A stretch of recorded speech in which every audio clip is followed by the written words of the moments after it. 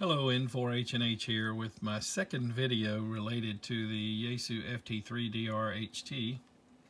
As you see here in my hand, not too big. Very, very convenient, not heavy either. So I did a previous video on this that was an overview or an introduction to the radio. This is my second video related to this radio, and this is going to focus on the Aprs functions. So you can read your manual and find out how to do this, but I've gone ahead and programmed some memory frequencies into the radio, and you can see here how to cycle through those. And with this knob on the top, the menu has an option to reverse the knob functions. There's a ring and then there's this knob. I thought about doing it, and then I actually like it like this because it means that I don't accidentally change volume up here. This changes frequency. So let me show you how I normally operate here. So if you're going to be doing, it's a dual band radio, right? You got an AB button here to select back and forth between VFO-A or VFO-B to be the transmitter, or also to be the one you're making adjustments to. So for example, volume, see the VOL there. I've actually got it turned down on VFO-B. I'm going to tap this button right here above the on-off. Tap that. It cycles between squelch and volume. See that? Now, volume is adjusted with the ring here, the outer ring. So you see the red line coming up indicating the volume for VFO-B. And then I can also adjust squelch there. Now you may notice you're not hearing any noise. And the reason is, and let me draw your attention to the flashing A12. You see that? Flashing A12, which is related to Aprs. Well, let me show you why I did that. I'm going to press the display button here and go into Aprs. And there's a function in here called Aprs Mute, and I normally leave that on. It is not on by default. If you don't turn it on, I'll turn it off here temporarily and you'll see what happens. Every time that your radio receives some sort of an Aprs signal, it's going to chirp at you. And it gets annoying because it's chirping for everything that it's hearing, other stations that is. So that's why the mute is a PAL. But you see now the A12 is not flashing above FM there. If it's not flashing, then your Aprs mute is not enabled. So, you know, it's not going to hurt anything, but you'll find out as you use the radio, you're probably going to want to mute that. So, now, 144.390, you guys who are into Aprs already know that is the frequency we use across the United States. Yep, see, there's one of those messages I was mentioning. And you see this display pops up here, shows you the direction that came from the west. 14.2 miles away. Okay, so back to Aprs. So 144.390 simplex. I've just got that as one of my memories. So see, when I get ready to, I can use the radio as just a dual receive. You know, one of them on 5.2, one on my favorite repeater if I want to. Or I can, but when I go hiking for Summits on the Air, SOTA, I will put it on 144.390 because that's the frequency it needs to be able to transmit those Aprs bursts on. And then I'll toggle back up here and I can monitor my favorite repeater while I'm hiking. Maybe I'll monitor 5.2. I like to monitor 5.2 when I'm hiking, sometimes I call it chumming for chasers. If you know you're going to activate a summit, and when we say activate, for Summits on the Air, SOTA, activating a summit means you're going to climb the thing, make 4 contacts, simplex, and then you can log that later and get points. Well,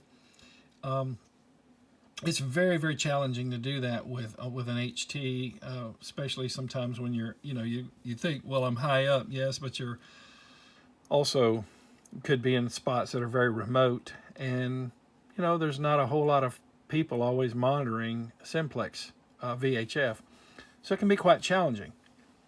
So my brother, for example, he got into ham radio 3 years ago and got into SOTA, and he set a goal to make it to Mountain Goat without using HF. So as we would hike up a mountain, we would chum. We'd get on, make some conversation on 5.2, let some people know what we were up to, and have them waiting when we got to the top to help us out with our minimum contacts. But we also, just the same, we might monitor a repeater. Like our friend Pete's got a very wide range repeater in Georgia. As a matter of fact, he's got a couple in North Georgia. And if we get in trouble, we know we can go there and we can call for help. But again, I'll get back to my scenario, my typical scenario when hiking. I'm monitoring 5.2, and I've also got the B VFO set for transmitting and receiving APRS. So now let's get into how you set this up for APRS, and then I'm going to conclude and show you how to send a spot. Now, like on the DX cluster, how you spot somebody. Well, for SOTA, you need to let people know. You can post something called an alert, like maybe the day before. It says, hey, I plan on hiking this particular mountain this particular time. And the mountains have designations, and I'm about to show you a screen up here. It's the SOTA Watch website. It's SOTAWATCH, sotawatch.sota.org.uk. And those are some spots. They've got the frequency. The green there, that's the summit designator. That's the number you would have to know to get points as a chaser. Yes, you can also get points as the person on the ground chasing these guys. And then, of course, there's the frequency over there. Now, to post those spots from a summit, you got to have a way to do it. Well, sometimes you don't have cell phone coverage on a summit. You'd think you're high up and you'd have cell phone coverage. No, not always. And there are a couple of ways to do that. If you post an alert on that same website up there, there's let me pan back up there a second. You'll see where it says spots and then alerts. The alerts is the thing where you say maybe a day ahead of time, and this is where I plan to be. If you happen to be doing CW and you post the summit ID, that green text, you post the summit ID and then you put an approximate time frame when you think you're going to be there. There's something called the reverse beacon network, and once it picks up your call sign, it will actually post for you on that site.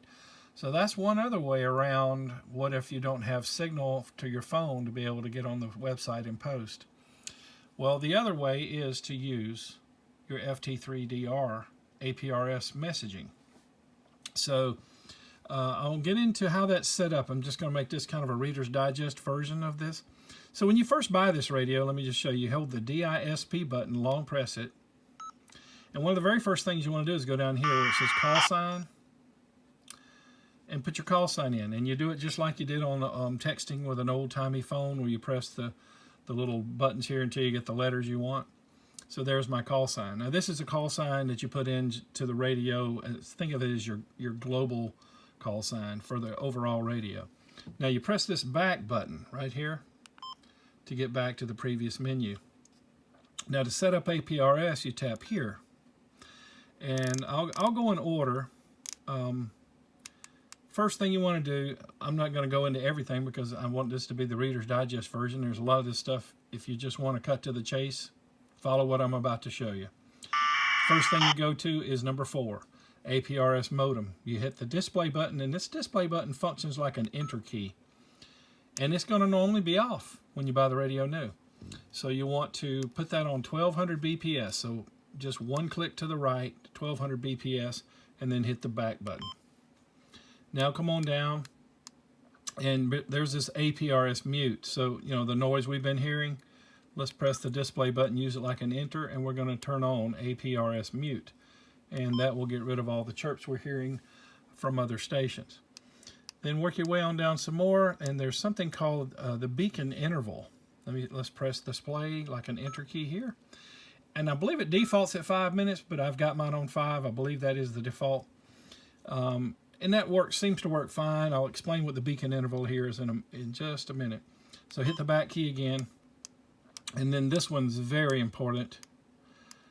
Right here, number 23, call sign APRS. So you hit the display button as an enter. And you put your call sign in there same way you did before. But this time you add a -7 because this is an HT. The 7 indicates that you're a portable device. So then you hit the back key. And now, as you're hiking, what will happen, or for that matter, wherever you are with the HT, the radio is going to send out those beacons every 5 minutes using VFOB on 144.390. It'll come back here in a second. You'll see display. So those beacons can be used to track your movement, which is very good for safety. Let's say you're going camping, going hiking, what have you, and you want to you tell your friends or family, you say, hey, you can keep up with me for safety reasons on aprs.fi. Yes, you go to your web browser and dial up aprs.fi. Now I'm going to put the handie-talkie down here a second and pan over to my other monitor and show you what the website looks like. So if your friends, family, spouse goes to this website, and up here in the top right corner there is a you can do this on a phone too, by the way, and if on the phones, this is down in the bottom. Click in that field there where it says track call sign, and you can type it. They can type in your call sign, N4HNH-7, and then hit the search button right there, loading, and then it has tracked me, and there's a little, looks like a little icon of a person. Let me zoom in. Icon of a person walking. So that's how they can see where you are. So the last mountain I was on, that showed me near a mountain called Rough Butt Mountain. But you know, that's really good, because if you keep that on and something happens and you get lost, and of course we're ham operators, would generally find somebody on a repeater, right, in that situation. But worst case scenario, somebody could find you in your last location based upon, or last location that the radio was able to transmit a beacon from, by using aprs.fi website. So, you know, and I've heard, I can't confirm this, I've just heard stories that has actually been used a couple of times to locate some folks that were lost. So now, that's how the tracking part works. Let's look at what do you do to send out a spot when you're up on a summit and you have no cell phone coverage, and you're not let's say you're not a CW operator, or you forgot to put out an alert. So we're up on our summit, normal operation. So I'm ready to post a spot. I'm going to press this function memory write button one time. Now it's going to normally come into this screen here. You hit the FWD to go one more screen, and you'll see this right here, message list. MList, tap that, and this is a list of the last messages, okay? But what you want to do here is press this button in the bottom right that's got the 6 white boxes on it. And this looks a little confusing. You may have to watch the video a couple of times to get this, but once you get in here, you want to tap message edit, and you've got edit text, and you go through there and you put in your summit designator, W4G/NG-001, and a space. There's a button here for space, then the frequency, then a space. And let me arrow over here. There was a space, and then I put in the letter F. It doesn't have to be uppercase, by the way. And then I'll hit the space, and it wraps around M. So that's FM for my mode. And then since I'm testing, I hit the space bar and I wrote the word testing. So when that goes out over the Soda Watch page, they'll know that it wasn't a real spot. Okay, so that's how you load your message. You also can have a list of preloaded summit IDs, and then you just add what frequency and mode you're going to be on. You can pull those by pasting from here. All right, so that's... once you get your message entered, you just hit the back key. And now, who do you want to send this message to? Edit call sign. I hit this, again, this button down here. Sending it to SOTA. Yes, that's all you have to do. Put in the letters SOTA. Let me get centered up back over here again. So, SOTA, that's who you're sending the message to. And then you hit the back button. So look at there, to SOTA W4G/NG-001 space 146.520 space FM space testing. When you get ready to send it, you just hit this right here, Mtx Message Transmit. Now, I'm down in my basement. That may not actually go through. If it does, I'll show you. But it will actually send that message out, and it'll show up on that SOTA Watch website, provided it can get the signal out of my basement here. It struggles sometimes with that. It's got to go, I don't know exactly how many miles it is, but usually the station that picks this up and puts it out on the internet is probably 12 or 15 miles from here. So it may or may not get it by the time I finish this video. But anyway, so while I'm waiting on that, just in case it does go through, I'll show you this. Earlier I did get it to go through. I'll go up here and pan up to my other screen so you can see what it looks like.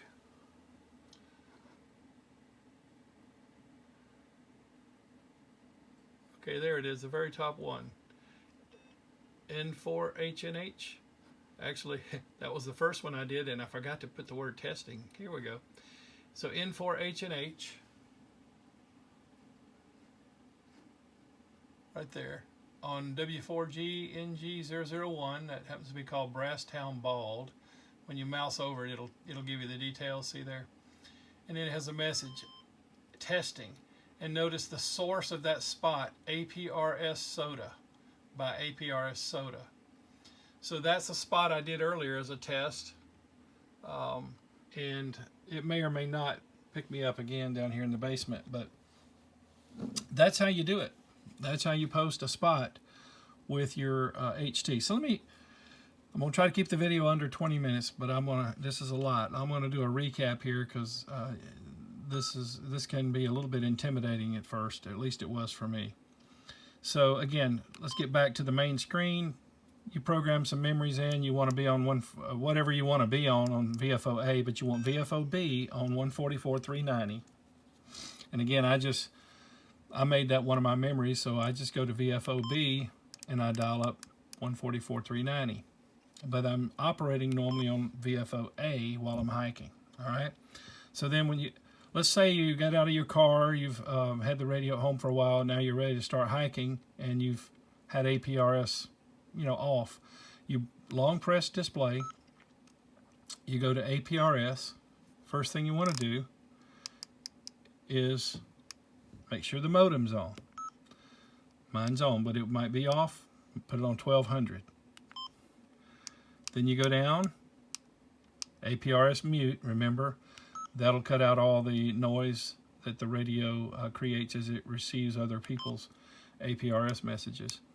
And then come on down to beacon interval, and you can decide what you want to do there. Like I said, I do every 5 minutes. It'll save your battery a little bit. And then you come on down and make sure, and really a lot of this you set and forget, okay? Aprs call sign. So now, once you get all that set, really all you might do is when you get home or get down off the mountain to save your battery and quit transmitting your beacon, you can just go in here and turn off Aprs modem. And then the next time you hike again, that's all you have to do is turn that back on. Leave the rest of the settings like they were. So now, and again to recap, you get up to your summit and you're ready to post a spot. You go to function, memory write button, and again, if you come into this screen here, you want to hit FWD forward and memory list, or message list, sorry. And then these 6 dots here, press that. And then there's your message edit. There's where you key in your message. You do that by clicking the edit text button. Remember, and just use the phone like we did the old, what was it called, T9 texting. And then back up. Now, who's the message going to? Press this again. Edit call sign. That's not very intuitive, if you ask me, but there you go. Call sign SOTA. You could send it to a friend, by the way, their call sign. Another ham operator. And then when you're ready to transmit, you press that M text button. I'm not going to do it again because if it does eventually wind up, it'll have 2 spots up there. And these people see these all over the world, so I don't want to bug them because I'm not really up on that mountain, right? But that's it. That's message transmit. And that's how you send a spot using APRS with a Yaesu FT3DR. I hope you found the video helpful and informative. And if you are of a mind to and want to help me keeping the channel alive, you can support me on patreon.com, www.patreon.com/N4HNH. And I'll say 73. Thanks for watching. Bye-bye.